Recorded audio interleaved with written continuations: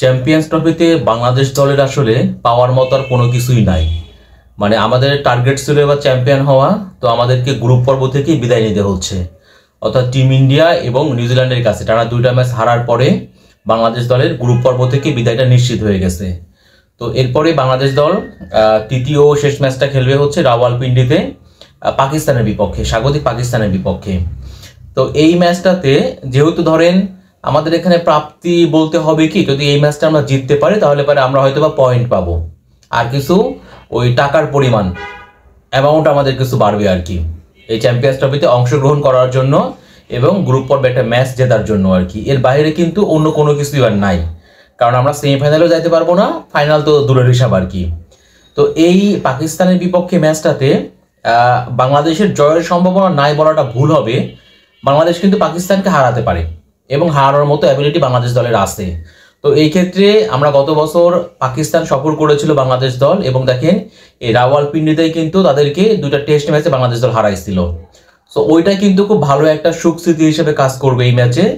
আবার এবারে টুর্নামেন্টে পাকিস্তান যে খুব ভালো একটা ছন্দে আছে ওইরকমটা ভাবারও কিন্তু সুযোগ নাই। তারা হচ্ছে নিউজিল্যান্ড এবং ভারত 2টা ম্যাচে দেখেন বড় ব্যবধানে কিন্তু হারছে।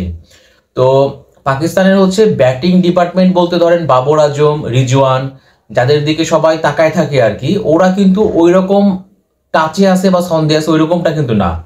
আমার কাছে মনে হচ্ছে পাকিস্তানের ব্যাটিং ডিপার্টমেন্টটা আসলে ওইরকম শক্তিশালী হয়নি, বাট তাদের কিন্তু বোলিং ডিপার্টমেন্টটা ভালো। হ্যাঁ, বিশেষ করে শাহিন শাহ আফ্রিদি আছেন, নাসিম শাহ আছেন, হ্যাঁ আবরার আছেন, যারা আর কি বোলিং ডিপার্টমেন্টে আছেন তাদের বোলিং ডিপার্টমেন্টটা সবসময় ভালো বলে আমার কাছে মনে হয় আর কি। বাট এরকমটাও ভালো না যে তাদের বিপক্ষে বাংলাদেশ দল ভালো করতে পারবে না। তো এইরকম একটা ম্যাচে আমার কাছে মনে হয়েছে যে এই পাকিস্তানের বিপক্ষে ম্যাচটায় বাংলাদেশ চাইলে পারে একাদশে 3টা পরিবর্তন নিয়ে আসতে পারে, এবং পরিবর্তন আনা উচিত। মানে আমাদের তো চ্যাম্পিয়ন্স ট্রফির জন্য স্কোয়াডটা হচ্ছে 15 জনের আমাদের স্কোয়াড। তো আমরা কিন্তু অলরেডি প্রথম ম্যাচে আমরা 11 জনকে খেলাইছি, দ্বিতীয় ম্যাচে কিন্তু আমরা 2টা পরিবর্তন করছিলাম, মানে সৌম্য এবং তানজিম সাকিব, তাকে আমরা ড্রপ দিয়ে খেলাইছিলাম হচ্ছে মাহমুদুল্লাহকে এবং নাহিদ রানাকে। তার মানে কিন্তু 15 জনের মধ্যে আপনারা দেখেন আমাদের 13 জন অলরেডি খেলে ফেলছে, বাকি আছে কিন্তু আর 2 জন, এবং এই 2 জন হচ্ছে একজন পারভেজ ইমন আর একজন হচ্ছে নাসুম। তো পাকিস্তান ম্যাচে মানে আমরা যদি আমাদের স্কোয়াডটা 15 জনের, তাইলে পারে ওই 2 জনের অপরাধটা কি, আমরা কিন্তু ওদেরকেও খেলাতে পারি বা খেলানো কিন্তু উচিত। বিশেষ করে বলবো যে ইমনকে যদি লাস্টের ম্যাচটা না খেলানো হয় পাকিস্তান ম্যাচটা, তার প্রতি অন্যায় করা হবে। এবং ইমন দেখেন বিপিএল এ তিনি প্রথম দিকে ভালো পারফরমেন্স করতে পারেননি, বাট পরে কিন্তু সেই ইমন ভালো খেলেছেন। উনি চিটাগাং কিংসের 13টা ম্যাচে 338 রান করেছেন। তিনি কিন্তু ভালো ইফেক্টিভ কিছু ইনিংস খেলেছেন আর কি ইমন। সো ইমন ভালো টাচে আছেন।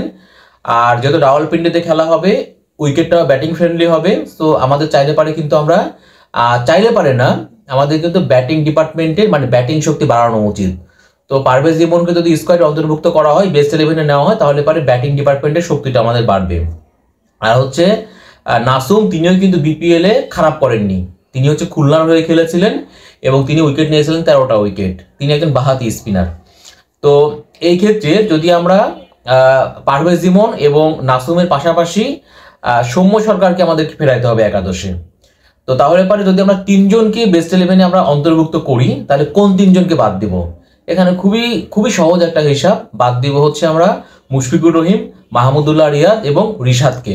যদিও রিশাদের পারফরমেন্স খারাপ না, তিনি কিন্তু শুধু বোলিংয়ে না ব্যাটাতেও অবদান রেখেছেন, বাট আমি বলবো যে নাসুমকে জায়গা দিতে রিশাদকে স্যাক্রিফাইস করতে হবে। আর মুশফিক এবং মাহমুদুল্লাহর অবস্থা আপনারা সবাই দেখেছেন, মুশফিক 2টা ম্যাচে তিনি মাত্র 2 রান করেছেন, আর মাহমুদুল্লাহ তিনি একটা ম্যাচ খেলেছেন নিউজিল্যান্ডের সঙ্গে, সেখানে 4 রান করেছেন। এই হচ্ছে মাহমুদুল্লাহ পারফরমেন্স। তো তাদেরকে নিয়ে প্রচুর কথা হচ্ছে, সমালোচনা হচ্ছে। সো মুশফিক, মাহমুদুল্লাহ এবং রিশাদ, এই 3 জনকে আমরা বিশ্রাম দিয়ে এই জায়গাতে সৌম্য সরকার, পারভেজ ইমন এবং নাসুম, এই 3 জনকে আমরা বেস্ট 11-এ খেলাইতে পারি বা খেলানো উচিত। তারা কিন্তু অবশ্যই ডিজার্ভ করেন লাস্টের ম্যাচ। মানে আমাদের কোনো কিছু নাই, আমাদের পাওয়ার কোনো কিছু নাই, আমাদের হারানোর কোনো কিছু নাই, সেফ একটা নিয়ম রক্ষার ম্যাচ এই পাকিস্তানের বিপক্ষে ম্যাচটা। তো তাহলে আপনি যে 15 জনকে আপনি নিয়ে গেলেন, খেলাইলেন 13 জনকে, বাকি 2 জনের তো কোনো অপরাধ নাই, তাই না? সো এই ক্ষেত্রে ওই 3 জনকে আপনি খেলাইতে পারেন চাইলে পারে, তাহলে পারে সবারই খেলা হলো আর কি।